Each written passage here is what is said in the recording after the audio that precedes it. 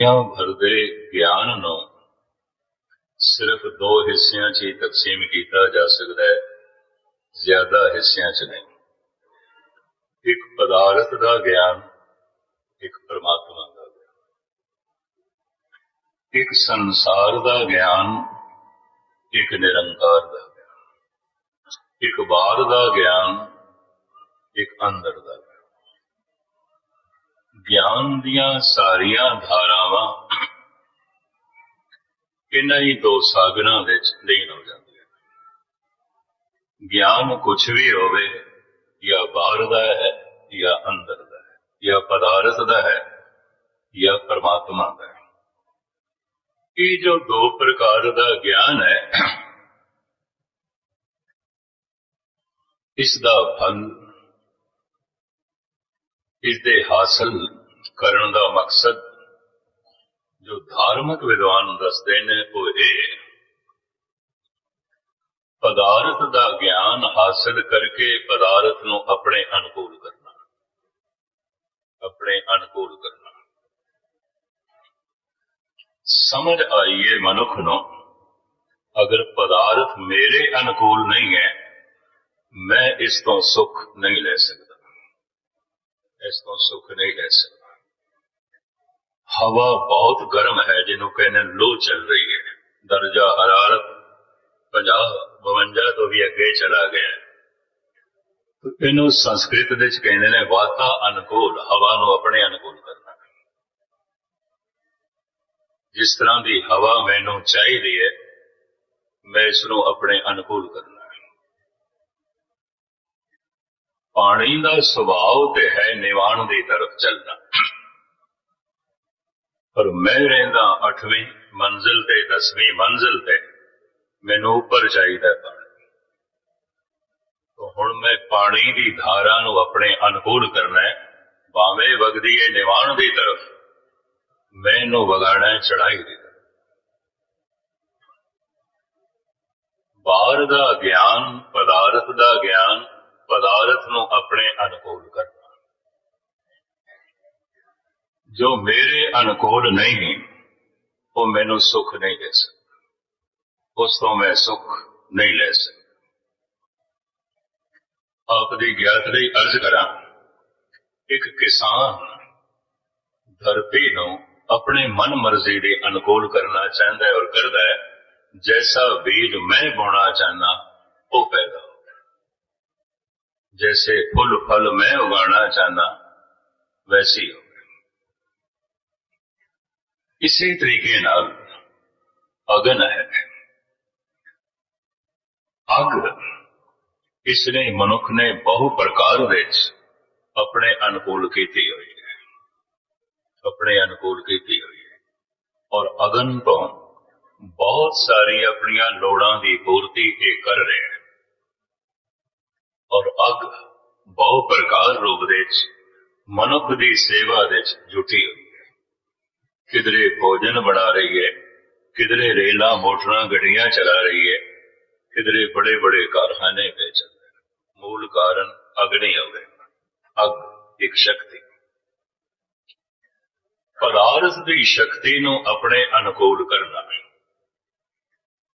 आपकी ज्ञात लई अर्ज करां, मनुख दा तन भी 5 तत्तां दा पुतला है ते 5 दे 5 ही तत्त पदार्थ ने।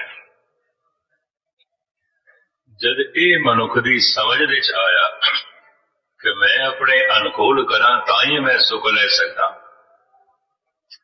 तो फिर मनुख की फितरत ने ये काम भी शर्म अंजाम दिता कि मैं बंदियां नूं भी अपने अनुकूल करना, मैं मनुखा नूं भी अपने अनुकूल करना है।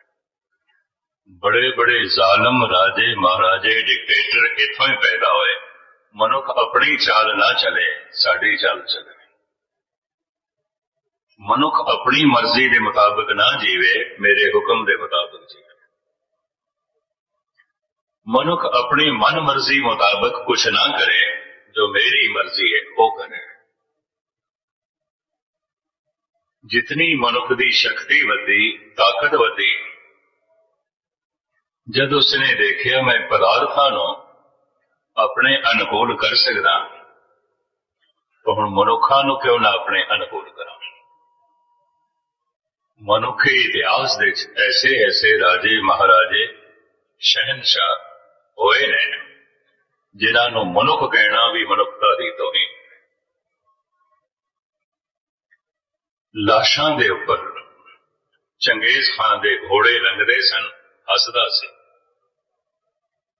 तड़पदे होए मनुखां नूं वेख के हलाकू नूं खुशी मिलदी सी, बहुत वड्डी खुशी मिलदी सी।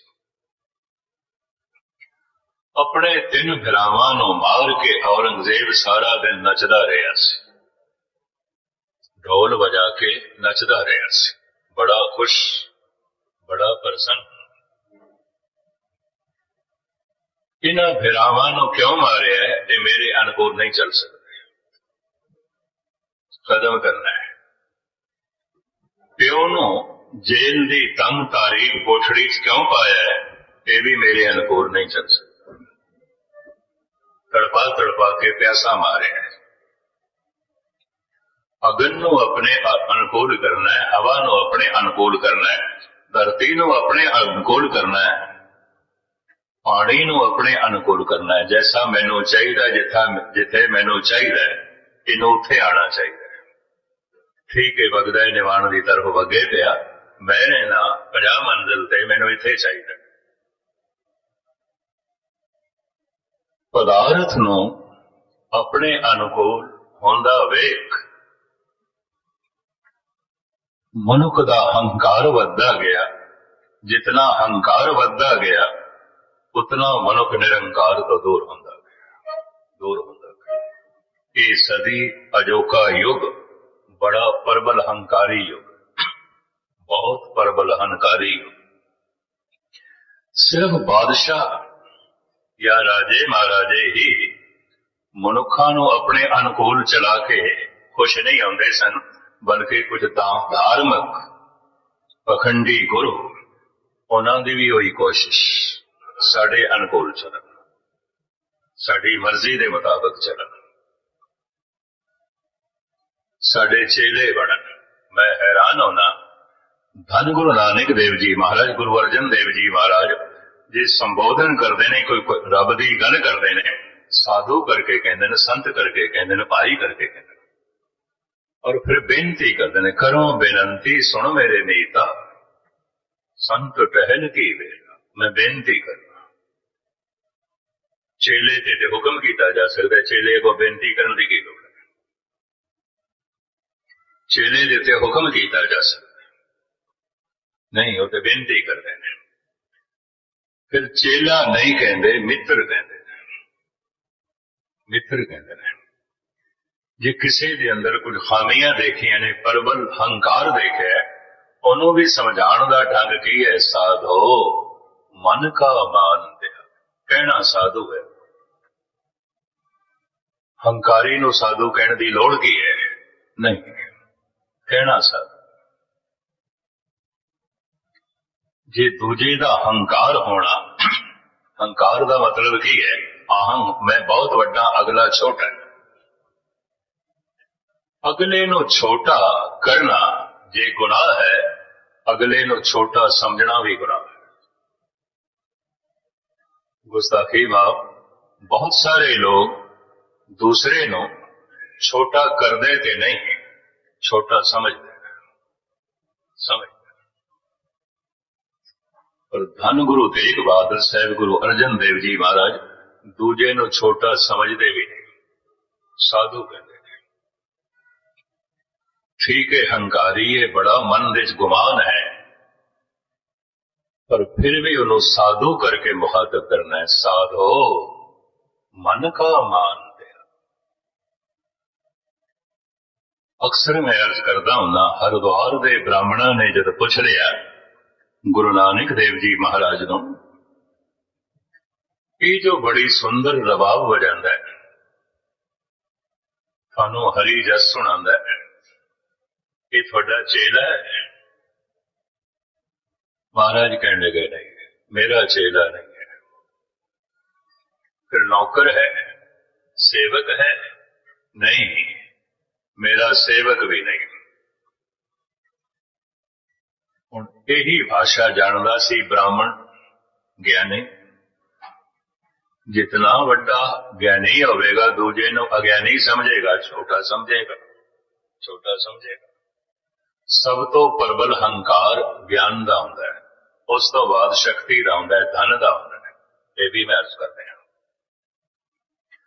ਕਹਿੰਦੇ ਨੇ ਇੱਕ ਫਲ ਦਾ ਇੱਕੋ ਹੀ ਬੀਜ ਆਉਂਦਾ ਹੈ, ਇੱਕ ਬੀਜ ਦੇ 'ਚ ਇੱਕੋ ਹੀ ਫਲ ਪੈਦਾ ਹੁੰਦਾ ਹੈ। ਅਮਰੂਦ ਦੇ ਬੂਟੇ ਨੂੰ ਅਮਰੂਦ ਲੱਗਦੇ ਨੇ, ਅੰਬ ਨਹੀਂ। ਤੇ ਅੰਬ ਦੇ ਦਰਖਤ ਨੂੰ ਅੰਬ ਲੱਗਦੇ ਨੇ, ਕੇਲੇ ਨਹੀਂ। ਕਣਕ ਦੇ ਚੋਂ ਕਣਕ ਪੈਦਾ ਹੁੰਦੀ ਹੈ, ਚਣੇ ਨਹੀਂ। ਚਣਿਆਂ ਦੇ ਚੋਂ ਚਣੇ ਪੈਦਾ ਹੁੰਦੇ ਨੇ, ਮਕਈ ਨਹੀਂ। ਪਰ ਹੰਕਾਰ ਦੇ ਤੇ ਹਜ਼ਾਰਾਂ ਬੀਜ ਨੇ। ਇਹ ਬਹੁਤ ਸਾਰੇ ਬੀਜਾਂ ਤੋਂ ਪੈਦਾ ਹੋ ਜਾਂਦਾ ਹੈ। ਕਿੰਨੇ ਬੀਜਾਂ ਤੋਂ ਪੈਦਾ ਹੋ ਜਾਂਦਾ ਹੈ? ਕੁਛ ਇੱਕ ਦੀ ਗਿਣਤੀ ਸਾਨੂੰ ਭਗਤ ਰਵਿਦਾਸ ਨੇ ਕਰਾਈ ਹੈ। ਭਗਤ ਰਵਿਦਾਸ ਜੀ ਉਹ ਕਹਿੰਦੇ ਨੇ, ਹਮ ਬੜ ਕਉ ਕੁਲੀਨ ਹਮ ਪੰਡਤ ਹਮ ਜੋਗੀ ਸੰਨਿਆਸੀ। ਮੈਂ ਛੋਟਾ ਮੋਟਾ ਕਵੀ ਨਹੀਂ ਹਾਂ, ਬਹੁਤ ਵੱਡਾ ਕਵੀ। तो जितना ਵੱਡਾ कवि है यकीन जानो उतना ही हंकारी है। मैं बहुत नेड़े देखे, चाहे वो हिंदी दे कवि ने, पंजाबी दे कवि ने, चाहे उर्दू दे शायर ने। दूजिया नूं पैरां दी जुत्ती समझदे ने, पैरां दी खाक समझदे ने। कुछ भी नहीं, कुछ भी नहीं। हम बड़ कव, मैं छोटा मोटा कवि नहीं, बहुत ਵੱਡਾ कवि। हम बड़ कव कुलीन, कुल मेरी कुल वड्डी है, इस वास्ते मैं वड्डा। मेरी कविता महान है, इस वास्ते मैं महान। कविता नाल अपनी महानता जोड़ ली, दूजे नूं तुच्छ। कुल दे नाल अपने नूं वड्डा समझ लिया, दूजा कुछ भी नहीं। हम बड़ कव कुलीन हम पंडित। पंडित का मतलब इत्थे विद्वान। बहुत ग्रंथ पढ़े ने, बहुत सारे शास्त्रों का अध्ययन किया है और हर भाषा के व्याकरण नूं, ग्रामर नूं समझिया है। पंडित हुण जितना वड्डा पंडित उतनी वड्डी मैं फिर अर्ज करा, मैं हंकार एक बीज तो नहीं पैदा होता, बहुत सारे बीज। हम बड़ कव कुलीन हम पंडित हम जोगी सन्यासी। जोगी का मतलब है जो जुड़ गया है, जो जुड़ गया है, जिसका हंकार सारा मिट गया है। और जितना वड्डा जोगी उतना वड्डा हंकारी है। मैं पंजाब दे वो संत जिन्हां दे नाल बहुत वड्डपणे दा लकब जुड़े, बहुत वड्डपणे दा लकब जगत ने जोड़े, उतने ही हंकारी देखे। दूसरे नूं गिणती मिणती च नहीं लियाते। कबीर कहते ने, आपस को दी रग कर माने अवरन को लग मार। अपने आप नूं ते पूरा अखर समझते ने, दूजियां नूं लगा मात्रा सियारी ब्यारी औंकड़ दो औंकड़। दूजियां नूं ते पूरा अखर मनदे ही नहीं, अपने आप नूं पूरा अखर मनदे ने। आपस को दी रग कर माने अवरन को लग मार। मनसा बाचा कर्म ना मैं देखे दोजक जाता है। ए मनुख मैं नरकां नूं जांदे देखे ने, कबीर कहते हैं। ए मनुख कुंभी नरक भोगदे मैं देखे ने। ए मनुख बड़े प्रबल दोजक दे जांदे मैं देखे। हम बड़ कव कुलीन हम पंडित है ते हुण सारे ही धार्मिक गुण ते इन्हां धार्मिक गुणां करके दोजक दोजक। हम बड़ कव कुलीन हम पंडित हम जोगी सन्यासी।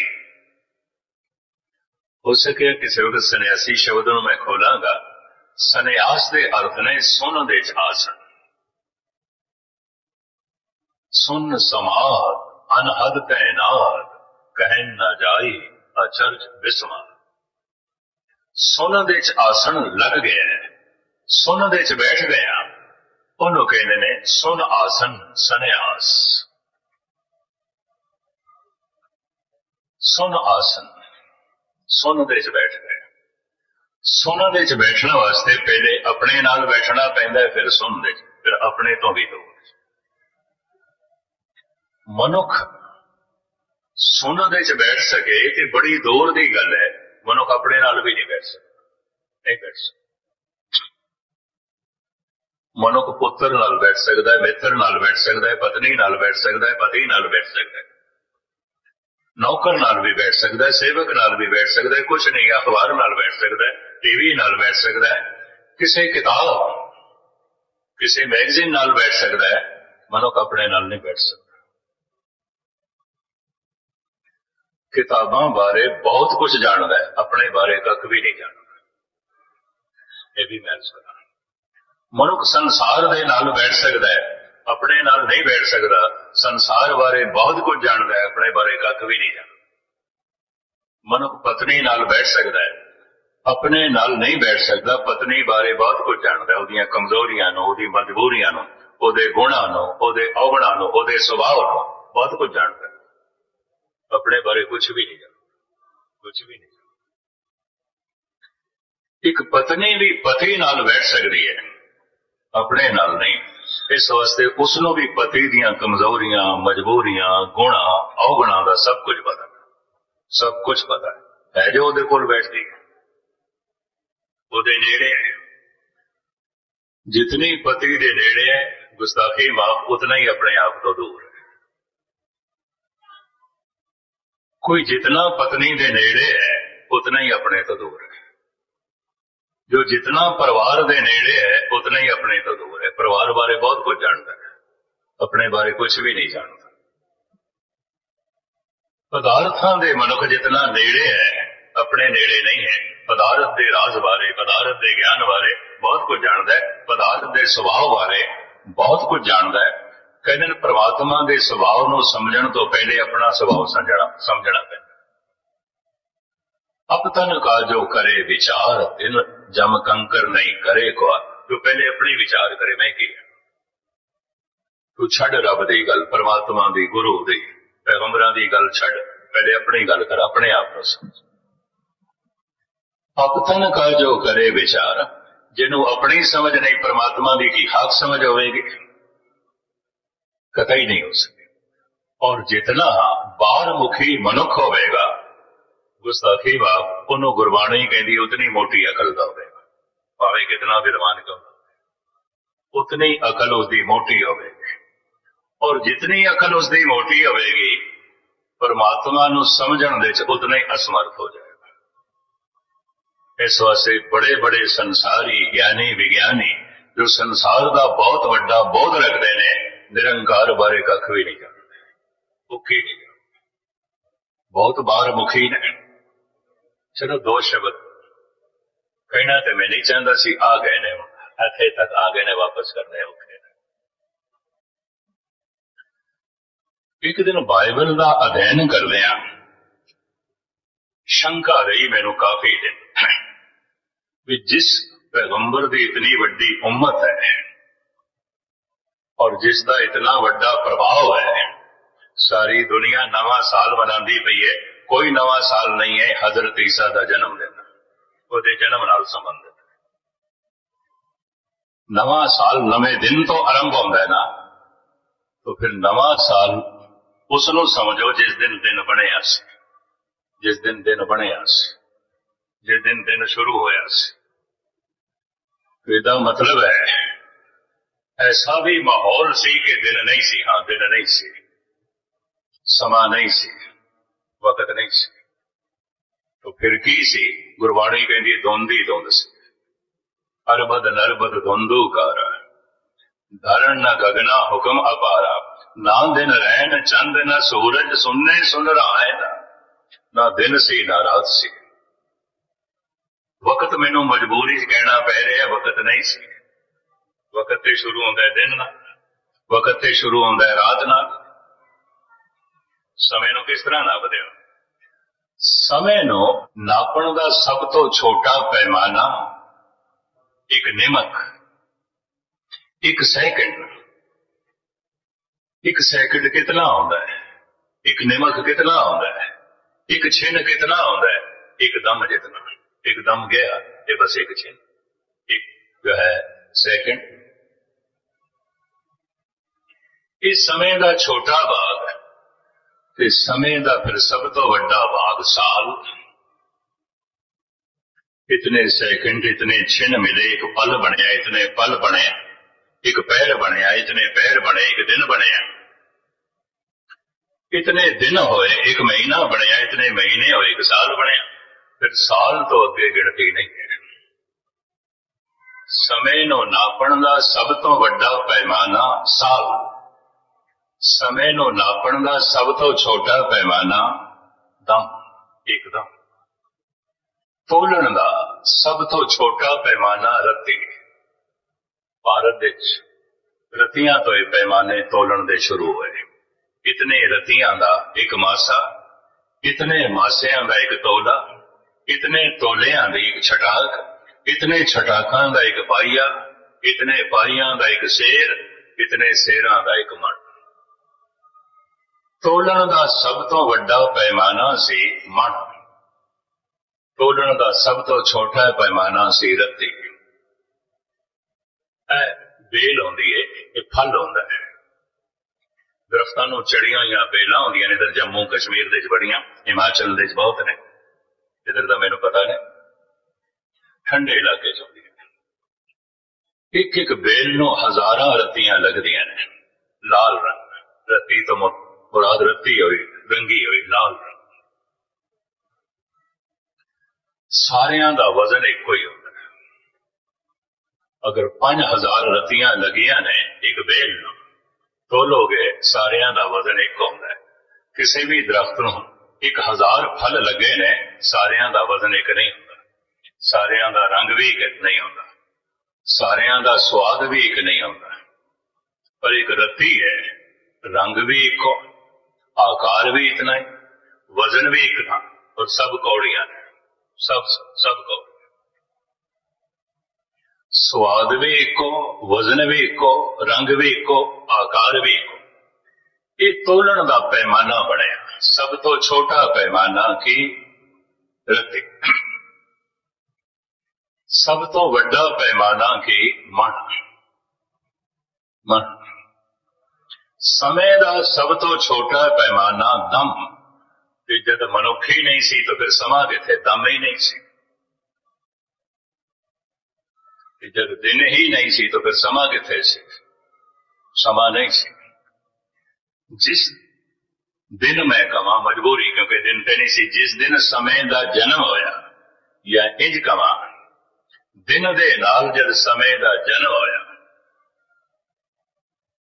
दिन का जन्म होया, समय का जन्म होया, वो दिन अगर असी याद करिए वो नवा दिन है। नवा साल उतों शुरू होगा। वो दिन किड़े दिन होया, दिन ते है ही नहीं सी। वो दिन किस वक्त होया, वक्त ते है ही नहीं सी। फिर सवासी गुरु नानक देव जी कहते हैं, थित वार ना जोगी जाने, रुत वा ना कोई, जाकर तासरिटी को साजे, आपे जाने सोई। तो फिर नवा साल मनाना गुस्ताखी माफ, कहने जगत की भेड़ा चल, कुछ भी नहीं, कुछ भी नहीं। और हजरत ईसा का जन्मदिन इंज करेगा 25 सितंबर ਨੂੰ ਕਿਧਰੇ ਹੋਏ ਸਨ ਤੇ ਸੂਰਜ ਦੀ ਗਤੀ ਦੇ ਮੁਤਾਬਿਕ 1 ਜਨਵਰੀ ਨਾਲ ਇਹ ਗਣਤ ਆਰੰਭ ਹੁੰਦੀ ਹੈ। ਉਹਨਾਂ ਨੇ ਇਸ ਨੂੰ ਨਵਾਂ ਸਾਲ ਮੰਨ ਲਿਆ। ਇਹ ਤੇ ਹਜ਼ਰਤ ਈਸਾ ਦਾ ਜਨਮ ਦਿਨ ਹੋਇਆ, ਨਵਾਂ ਸਾਲ ਥੋੜੀ ਹੋਇਆ। ਇੱਕ ਚੇਤ ਨੂੰ ਰਾਜੇ ਬਿਕਰਮਾਜੀਤ ਦਾ ਜਨਮ ਹੋਇਆ ਸੀ, ਬਿਕਰਮੀ ਸੰਮਤ। ਇਹ ਜੀ ਬਿਕਰਮੀ ਸਾਲ ਹੈ, ਸਾਲ ਤੇ ਪਰਮਾਤਮਾ ਨੇ ਬਣਾਏ ਨੇ, ਗੱਲ ਖਤਮ। ਬਿਕਰਮਾਜੀਤ ਦਾ ਜਨਮ ਹੋਇਆ ਸੀ। ਸਾਰਾ ਅਹਿਲੇ ਇਸਲਾਮ 1 ਜਨਵਰੀ ਨੂੰ ਨਵਾਂ ਸਾਲ ਨਹੀਂ ਮੰਨਦਾ। ਤੁਸੀਂ ਕਿਸੇ ਅਰਬ ਦੇਸ਼ ਦੇ ਵਿੱਚ ਨਹੀਂ ਦੇਖੋਗੇ। 22-23 ਦੇਸ਼ ਨੇ ਇਸਲਾਮੀ, जिस दिन मुहम्मद साहब ने हिजरत की थी, उस दिन तो उस समय की गिनती करते हैं। इसी तरीके नाल बाकी कौमां दे भी अपने अपने संमत बनाए हुए हैं, और वो अपने अवतार के जन्मदिन नाल या अपने खास कौम की घटना नवा साल ते उस दिन आरंभ होता है जिस दिन नवा दिन सी, ते नवा दिन जिस दिन आरंभ होया कुछ नहीं पता, कुछ भी नहीं, सब कल्पना ही कल्पना, कपोल कल्पना। मैं ते दिल्ली विच बहुत वड्डे इकट्ठ दे कह के आया ते नानक शाही कैलेंडर बनाने की की लोड़ थी जी, 1 जनवरी जो है नवा साल है, इस कैलेंडर की लोड़ थी? जवाब नहीं सी किसी को। खैर मुख्तसरे ते में विचकार जो है गल आ गई थे, तवार ना जोगी जाने रुत मां ना कोई, जाकर तासिर ठीको साजे आपे जाने सोई। हजरत ईसा जिसकी इतनी वड्डी उम्मत है, बड़ा भारी प्रभाव है, कुछ मनोचिंतक ते मनदे ने बाहर दे रूप रेखा विच भावें कोई हिंदू दिखाई देंदा है, जैनी दिखाई देंदा है, बोधी दिखाई देंदा है, सिख दिखाई देंदा है, बहुतात दे सब क्रिश्चन ही ने। उन्हां दे रस्मो रिवाज, बच्चे का जन्मदिन मनाना है, केक कटो, मोमबत्तियां फूको या जलाओ, ये सब ईसाई रस्म है। भाषा, पहरावा, तमीज और तमद्दन, कल्चर सब दे ईसाइयत छाई हुई है, सब ते छाई। विद्वान कहने की होया, जैनी है, बोधी है, हिंदू है, मुस्लिम है, सिख है, सब ते ईसाइयत छाई हुई है, व्यापक रूप से छाई हुई। खैर विचकार गल आ गई, पैगंबर जिसकी इतनी वड्डी उम्मत है, इतना वड्डा प्रभाव है, पता की कहना है, इनू मैं कई दिन सोचिया, सोचन तो बाद मैं स्टेज ते लैन ते मैं नहीं लिया सी। मैं सोचता सी नहीं, इनू निरीक्षण करना पेगा, घोखना पेगा, ये गल किस हद तक सही है। फिर मैनू महसूस होया नहीं, मैं गलती ते हाँ, ये वक्त दा पैगंबरी पुरुष ठीक है, ठीक कह रहे हैं। ईसा कहंदा है, अगर कोई मैनू ये आखे कि एक उठ सूई दे नक्के विचों लंघ गया, कहंदा मैं मन लवांगा, मैं किंतु परंतु नहीं करांगा, मैं शक शुबा नहीं करांगा, मैनू किसी प्रकार का शक नहीं होगा, मैं तस्लीम कर लवांगा, हो गया होगा, हो गया होगा। शायद इतना छोटा उठ होवे, ये कोई सुई दा नक्का इतना वड्डा होवे, चलो मैं मान लवांगा। क्योंकि जिस इलाके विच रहन वाले सन, उत्थे सब तो वड्डा जानवर उठ अरब देशां च, और मरूथल। तो ईसा कहते ने, अगर मैनू कोई ये आखे कि उठ सूई दे नक्के विचों लंघ गया है, बिना शक्को शुबा दे मैं मन लवांगा। अगर मैनू कोई ये आखे कि चोटी का धनवान भगवान तक पहुंच गया, मैं नहीं बनता, मैं नहीं बनता। ईसा दे ये बोल, हैरानगी हुई, क्यों क्यों? धनवान बाहर मुखी होता है, उदी मनोबिरती, उदी दिमागी शक्ति, उदी शरीरक शक्ति सब बाहर उलझी हुई होती, अंतर्मुखी होता ही नहीं। अंतर्मुखी होए बिना धार्मिक होना औखा है, अंतर्मुखी होए बिना परमात्मा के नेड़े जाना औखा है। क्योंकि परमात्मा नूं कित्थों लभांगे? सागर दे चों, जमीन दे चों, आसमान दे चों, सूरज चंद तारियां दे चों नहीं, अपने विचों। नौ निध अमृत प्रभ का नाम देही में सदा विश्राम। जो अपने नेड़े ने ते अपने विच प्रवेश ही नहीं कीता, ये किस तरह धार्मिक होगा? जेड़ा मनुख गुस्ताखी, मैं बार बार माफी मांग लवां, महापुरखों के बोलने थोड़े सामने रख रहे हैं। जेड़ा मनुख जितना बाहर मुखी होगा, उतना ही अधार्मिक होगा, उतना ही अधार्मिक होगा, उतना ही संसारी होगा, या नाल कह दो उतना ही हंकारी होगा। जेड़ा मनुख अपने नेड़े होगा, उतना ही वो परमात्मा के नेड़े होगा। ਜਿਹੜਾ ਮਨੁੱਖ ਆਪਣੇ ਅੰਦਰ ਪ੍ਰਵੇਸ਼ ਕਰ ਗਿਆ ਹੈ, ਉਹਨੇ ਤੇ ਪ੍ਰਮਾਤਮਾ ਦਾ ਦੁਆਰ ਖਟਖਟਾ ਦਿੱਤਾ ਹੈ। ਧਰਮਾ ਦੇ ਠਾਂਡੇ ਦਰਬਾਰ, ਤੁਝ ਬਿਨ ਸੁਰਤ ਕਰੇ ਕੋ ਮੇਰੀ, ਦਰਸ਼ਨ ਦੀਜੇ ਖੋਲ ਕੇ ਵਾੜ। ਇਹ ਪ੍ਰਭੂ ਆਪਣਾ ਦਰਵਾਜ਼ਾ ਖੋਲੋ। ਇਹਦਾ ਮਤਲਬ ਕਬੀਰ ਕਹਿ ਰਹੇ ਨੇ, ਮੈਂ ਅੰਤਰਮੁਖੀ ਹੋ ਗਿਆ, ਸਾਰੋਂ ਪਾਸੇ ਸਿਮਟ ਕੇ ਮੈਂ ਆਪਣੇ ਅੰਦਰ ਆ ਗਿਆ।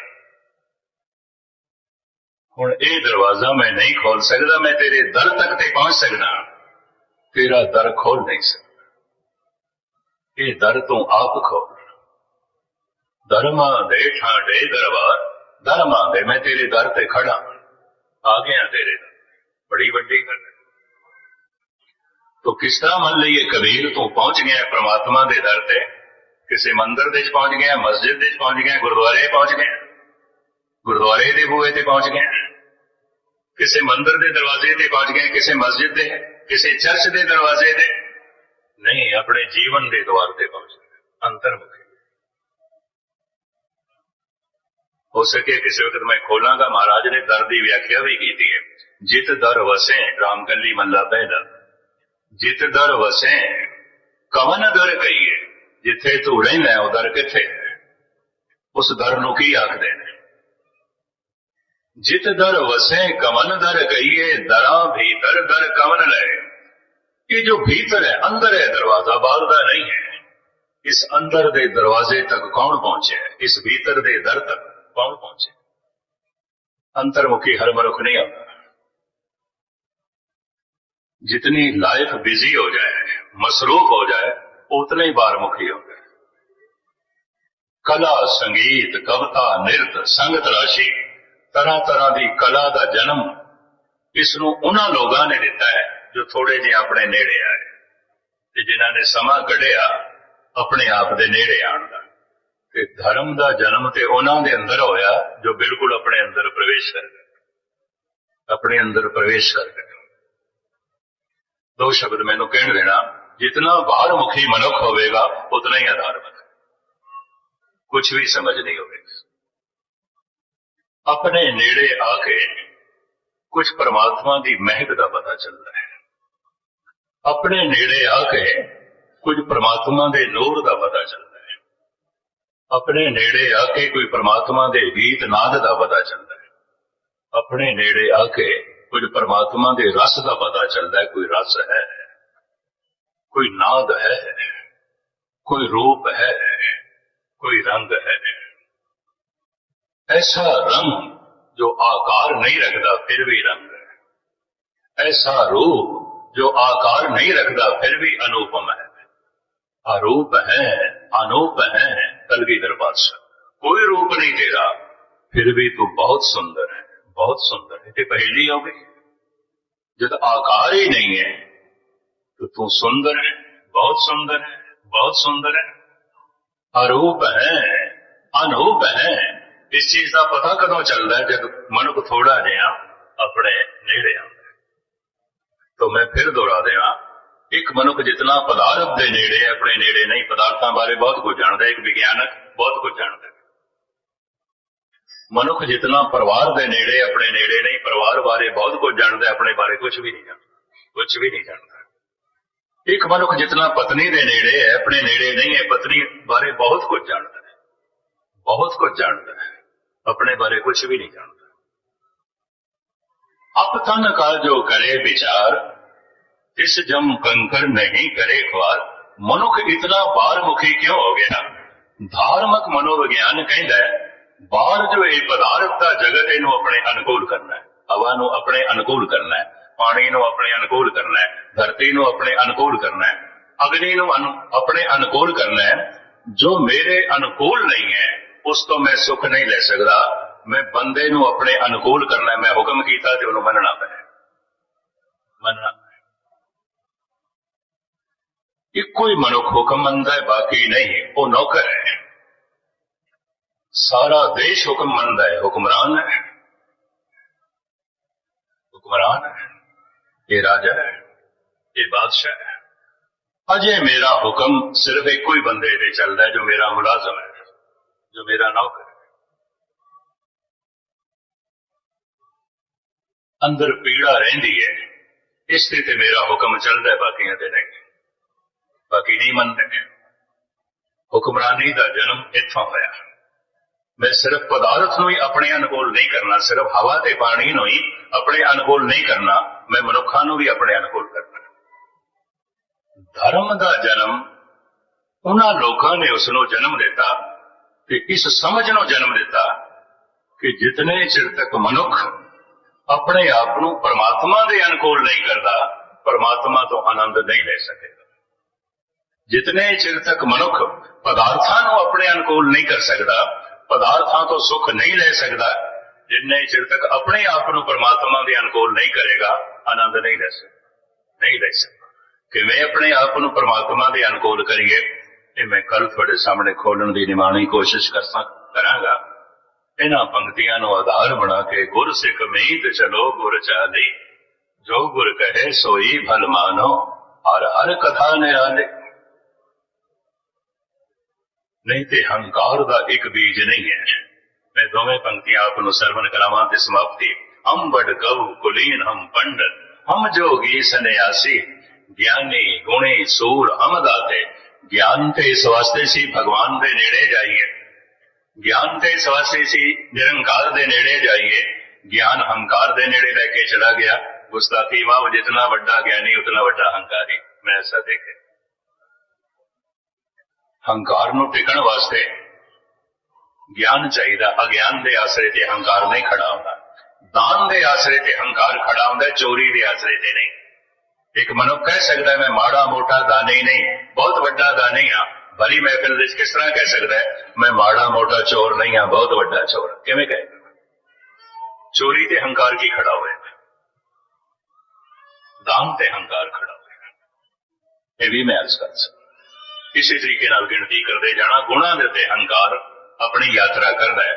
एक बीज नहीं है इस हंकार का, हंकार के हजारां बीज ने, और हजारां बीजां तो पैदा होंदा है। प्रकृति ने हर फल का बीज एक बनाया है, लेकिन हंकार के हजारां बीज ने।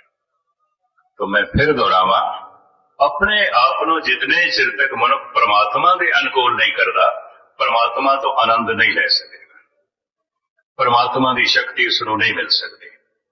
जितने चिर तक पदार्थ नूं अपने अनुकूल नहीं करता, ये पदार्थ तो भी सुख नहीं ले सकता, कतई नहीं ले सकता। ये खुलासा मैं तुहाडे सामने बाकी कल करांगा। इत्थे ही समाप्ति।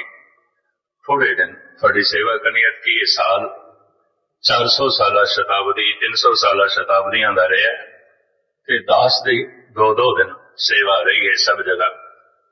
ETC चैनल वाले मेरे नाल ही चलते रहे। 2 दिन सूरत, 2 दिन बेंगलोर, 2 दिन मद्रास, 2 दिन हैदराबाद, फिर 2 दिन जबलपुर, 2 दिन नागपुर, फिर 2 दिन रायपुर हाजरी भरदे मैं दिल्ली पहुंचे।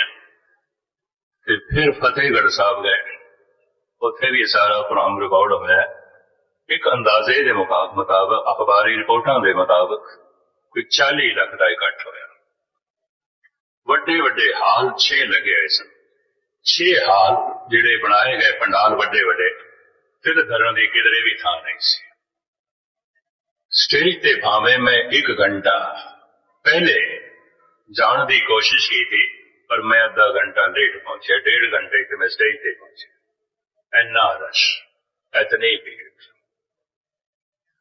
5 VIP जो है पास मैनू मिलिया सी कार का, और भीड़ चले किस तरह? कोई थोड़ी जी नसदे खिंचाव करके मैं चल नहीं सकता सी, उन्होंने बेचारे ने पास बना दिता। वो गड्डी किवें चले? इन्नी भीड़, इतनी भीड़। थोड़ा जिहा पैदल चलना पाया। पुलिस ने रास्ता बनाया, उन्होंने बस की गल भी नहीं सी। कहने कि ज्ञानी जी आम पब्लिक होवे ते असीं होर व्यवहार करते हैं, पर हुण संगत है, संगत दे नाल असीं संगत वाला ही व्यवहार करांगे। ये गुरु की संगत है, रास्ता देवेगी ते तां तुहानूं लै जावांगे। नहीं कोई मुश्किल। मैं 1.5 घंटे स्टेज तक पहुंचा। करीबन हर मजहब के मुखी पहुंचे हुए सन। स्टेज के उत्ते जब दास पहुंचा सी, जो न्यू अमृतसर बनाया गया सी पंडाल, बहुत बड़ा, और उत्थे भी एक अंदाजे के मुताबिक कहने 25 लाख का इकट्ठ सी। हजरत निजामुद्दीन औलिया उन्होंने दरगाह दे जिहड़े इस वक्त मुखी मजौर ने, वो भी पहुंचे सन। हर मजहब का मुखी इको ही स्टेज पे बैठा सी।